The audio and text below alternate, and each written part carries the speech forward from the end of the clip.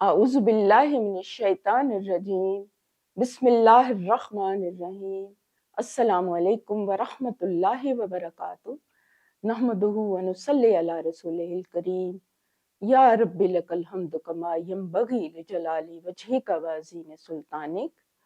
اللہ تعالیٰ اپنے قرآن پاک میں ہمیں مختلف مثالوں سے، مختلف باتوں سے، مختلف حقائق سے اللہ تعالیٰ ہمیں سمجھاتا ہے تاکہ ہم کسی نہ کسی طرح سے پورے کے پورے اسلام میں آ جائیں، تاکہ ہمیں پورے کے پورے اس کے فیض اور برکات جو ہیں وہ نصیب ہوں۔ تو اللہ تعالیٰ نے مختلف قسم کی مثالیں قرآن پاک میں دی ہیں، کہیں مچھر کی مثال ہے، کہیں مکھی کی مثال ہے، کہیں ریاکاری سے اللہ تعالیٰ کے راستے میں خرچ کرنے کی مثال ہے کہ کس طرح ریاکاری سے انسان کوئی کام کرتا ہے تو وہ کس طرح سے ضائع ہو جاتا ہے۔ تو وہ ساری مثالوں سے بھی اللہ تعالیٰ نے سمجھایا ہے، اور اس کا مین مقصد کیا ہے کہ انسان حق کی طرف آ جائے۔ تو یہاں پر ایک چھوٹی سی آیت ہے، اس کا مفہوم یہ ہے کہ ایک بندہ جو ہے وہ کنارے پر رہ کر اللہ تعالیٰ کی بندگی کرتا ہے۔ کنارے پر رہ کے اللہ تعالیٰ کی بندگی کرنے سے کیا مراد ہے کہ مطلب انسان جو ہے جہاں پر اس کا دل چاہتا ہے، جہاں پر اس کو آسانی محسوس ہوتی ہے، جہاں پر اس کی خواہش جو ہے اس کی تکمیل ہو رہی ہوتی ہے، جہاں تک اس کی مرادیں جو ہیں وہ پوری ہو رہی ہوتی ہیں دین کے ساتھ اٹیچ ہو کر، تو اتنی دیر تک تو وہ دین کے اوپر وہ چلتا ہے جہاں پر آسانی ہو، اور جب مشکل ہوتی ہے تو وہ پیچھے کو ہٹ جاتا ہے۔ تو اللہ تعالیٰ کہتے ہیں کہ وہ کنارے پر رہ کر اللہ تعالیٰ کی عبادت کرتا ہے۔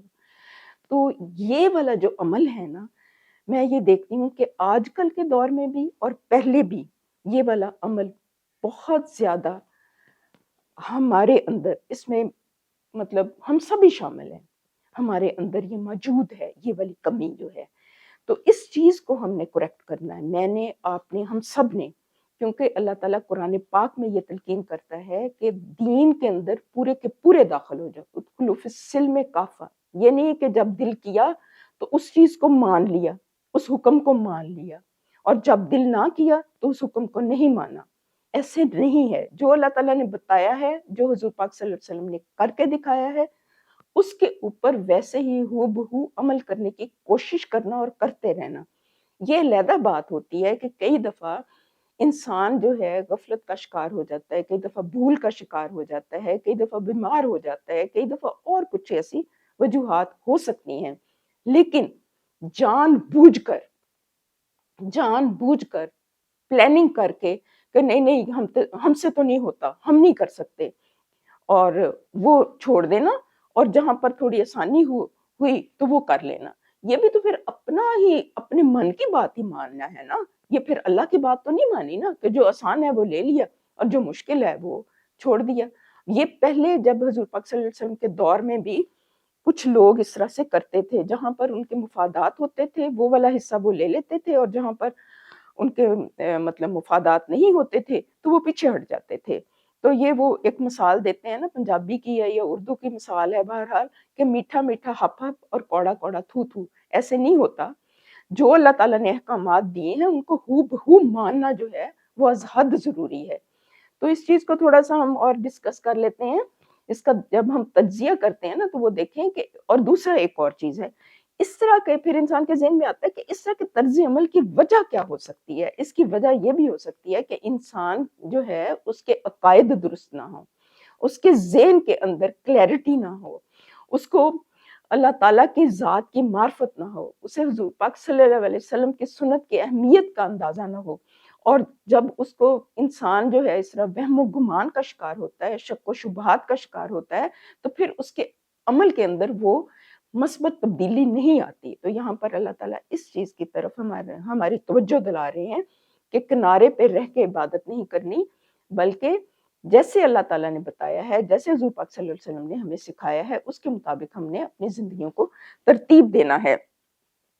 پھر یہ ہے، اس کے لیے پھر کیا ضروری ہے کہ ہمیں معرفت الہی ہو، اور معرفت الہی حاصل کرنے کے لیے کیا ضروری ہے، وہ ہم قرآن پاک میں ہم پڑھتے ہیں کہ اللہ تعالیٰ بار بار ایک ہی چیز کی تلقین کرتے ہیں کہ تم نے غور نہیں کیا آسمانوں کو، تم دیکھتے نہیں ہو کیسے میں نے آسمان بلند کی ہے، تم دیکھتے نہیں ہو کیسے میں نے زمین کا فرش بچھایا، تم دیکھتے نہیں ہو کیسے اونٹ جو ہیں میں نے صحراؤں میں پیدا کیے، کس طرح سے یہ ساری کائنات کو پیدا کیا، کائنات کی ایک ایک پتے، ایک ایک پھول کو دیکھیں.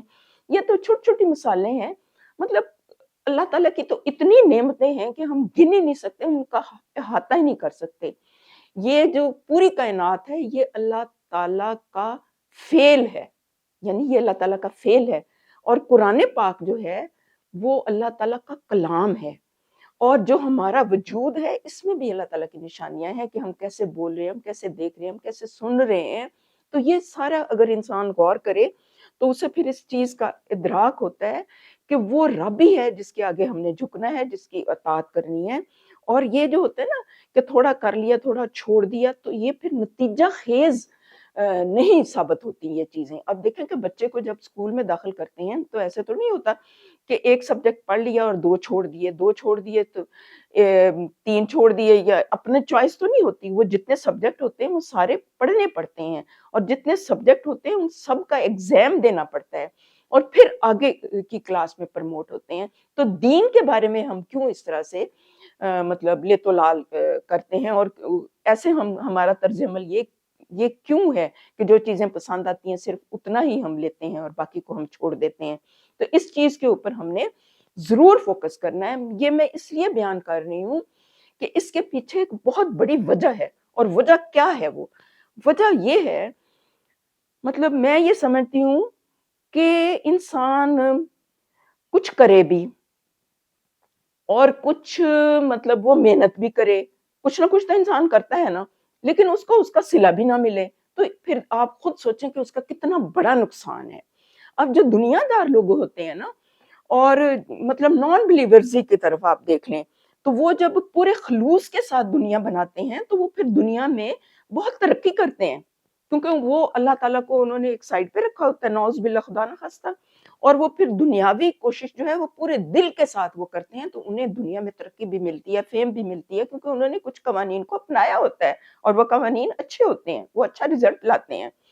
تو یہ وہ اچھی ایجادات کرتے ہیں، وہ انسانیت کے لیے بھی کام کرتے ہیں. ٹھیک ہے ان کے اندر ایمان نہیں ہوتا، لیکن ایسا انسان جو کہ مضطرب عقیدہ رکھتا ہو اور اس کا ایمان کے اوپر پورا یقین نہ ہو، جب وہ دنیا بنانے کے چکر میں ہوتا ہے تو اسے یہ ہوتا ہے ہاں کہیں کہیں میرے دین کو نقصان نہ پہنچ جائے، تو وہ پھر دین کی طرف تھوڑا سا آ جاتا ہے.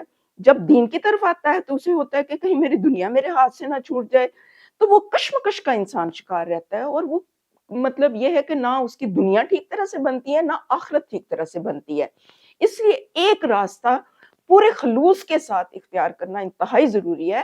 اور بینگ اے مسلم ہمارے لیے تو اور بھی زیادہ ضروری ہے کہ ہمیں اللہ تعالیٰ نے اتنی بڑی نعمت دی ہے قرآن کی صورت میں، حدیث کی صورت میں، تو ہم اس کے اوپر فوکس کریں تاکہ اللہ تعالیٰ کی ساری برکات ہمیں حاصل ہوں. اور یہ مطلب آج کل کے دور میں تو اور بھی زیادہ ضروری ہو گیا ہے کہ ہم، اور اس کا ایک ہی طریقہ ہے، اور یہ میں بار بار کہوں گی کہ آپ کو یہ والے جو ہے نا اللہ تعالیٰ کے ساتھ جڑنے کے لیے اس کے کلام کے ساتھ جڑنا بہت زیادہ ضروری ہے. قرآن پاک کو سمجھ کے پڑھنا بہت زیادہ ضروری ہے.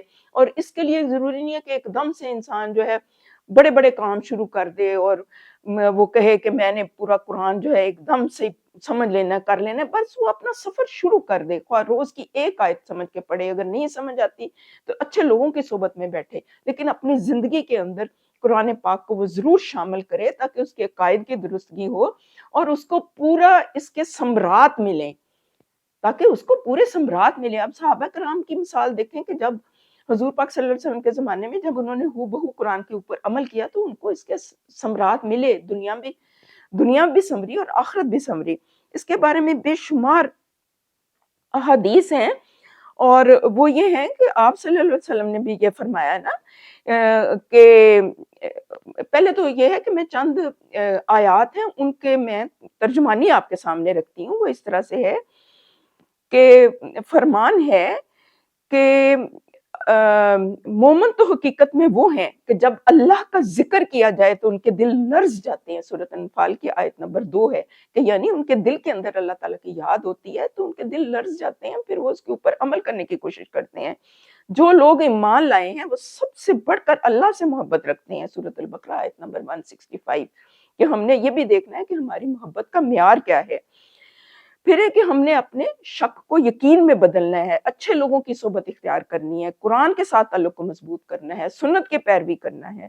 اور یہ ہے کہ مولانا وحید الدین خان صاحب کا ایک نقطہ بہت اہم ہے، انہوں نے بہت اچھے پیرائے میں فرماتے ہیں کہ خواہ پہاڑ پر چڑھنا ہو اور یا کوئی اور کامیابی حاصل کرنا ہو، آدمی کو سب سے پہلے محنت اور مشقت کے امتحان میں پاس ہونا پڑتا ہے، اور اس کو یہ ثبوت دینا پڑتا ہے کہ وہ صبر اور برداشت کی صلاحیت رکھتا ہے۔ یعنی کامیابی جو ہے وہ بغیر محنت کے نہیں ملتی، سارے انبیاء نے بھی اسی طرح سے کیا، محنت کی، صبر کی، کوشش کی، تو پھر انہیں کامیابی ملی۔ اور پھر یہ کہ وفاداری ہم نے کرنی ہے کلمے کے ساتھ، اللہ کے نبی کے ساتھ، کہ وفاداری بشرط استواری اصل امام ہے۔ پھر یہ ہے کہ جس دن آدمی، یہ بھی ایک بہت خوبصورت قول ہے، میں آپ کے سامنے رکھتی ہوں، کہ جس دن آدمی ضروری اہلیت کا ثبوت دے دیتا ہے، اس کے اگلے دن دنیا دیکھتی ہے کہ وہ کامیابی کی بلند چوٹی پر فاتحانہ کھڑا ہے۔ یعنی پوری پہلے صلاحیت جو ہے وہ انسان کو لگانی پڑتی ہے، کوشش کرنی پڑتی ہے۔ دنیاوی ترقی کے لیے بھی دیکھیں کہ لوگ کتنی محنت کرتے ہیں، راتوں کو جاگ جاگ کر وہ پڑھتے ہیں، کرتے ہیں کہ ہمیں دنیا ملے۔ تو دین کے لیے ہم اگر اس سے آدھی سے بھی آدھی کوشش کریں تو آپ دیکھیں کہ آپ کہاں سے کہاں پہنچ جاتے ہیں، لیکن ہماری زندگیوں میں دین کو کوئی ترجیح نہیں ہے، اس وجہ سے ہے۔ پھر کہتے ہیں کہ بیج کا درخت بننا، یہ بھی ایک بہت اچھا اقتباس ہے کہ بیج کا درخت بننا کوئی اتفاقی بات نہیں ہے۔ اسی طرح ایک شخص کا کامیاب ہونا بھی کوئی اتفاقی بات نہیں ہے، بلکہ وہ کچھ اصولوں کی پابندی کا لازمی نتیجہ ہوتا ہے۔ مولانا وحید الدین خان صاحب فرماتے ہیں کہ جب انسان اپنے آپ کو آرگنائز کرتا ہے اور پھر اس کے لیے ایک وہ سوچی سمجھی کوشش کرتا ہے تو پھر یہ ہوتا ہے۔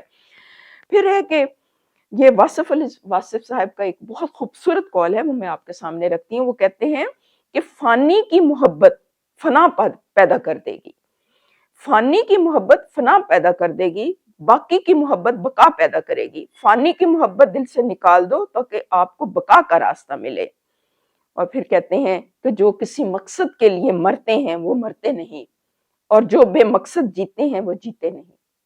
اللہ تعالیٰ ہمیں ایسی زندگی عطا فرمائے کہ ہماری زندگیاں بھی امر ہو جائے، ہماری زندگی بھی گواہی دے اور ہماری موت بھی گواہی دے۔ اور یہ کہ سب سے بڑی بات یہ ہے کہ ہم اپنی سوچ کو خالص کر لیں، اپنی نیتوں کو خالص کر لیں، اور اپنے دل کے اندر یہ ارادہ کریں، عزم کریں کہ ہم نے پورے کے پورے اسلام میں داخل ہونا ہے، اپنی مرضی نہیں اس میں چلانی، کیونکہ یہی مطلب اللہ تعالیٰ ہمیں بار بار قرآن پاک میں فرماتا ہے۔ آپ صلی اللہ علیہ وسلم نے اس چیز کو کر کے دکھا دیا۔ اللہ تعالیٰ ہمیں کہنے اور سننے سے زیادہ عمل کی توفیق عطا فرمائے۔ ربنا لا تزغ قلوبنا بعد اذ ہدیتنا وہب لنا من لدنک رحمۃ انک انت الوہاب۔ یا اللہ ہدایت دینے کے بعد ہمارے دلوں کو ٹیڑھا نہ کرنا اور ہمیں صراط مستقیم کے اوپر چلائے رکھنا، کیونکہ تو ہی عطا کرنے والا ہے، ساری توفیق تیری ہی طرف سے ہے۔ آپ سب کا اللہ تعالیٰ حامی ناصر ہو۔ وآخر دعوانا الحمد للہ رب العالمین، والسلام۔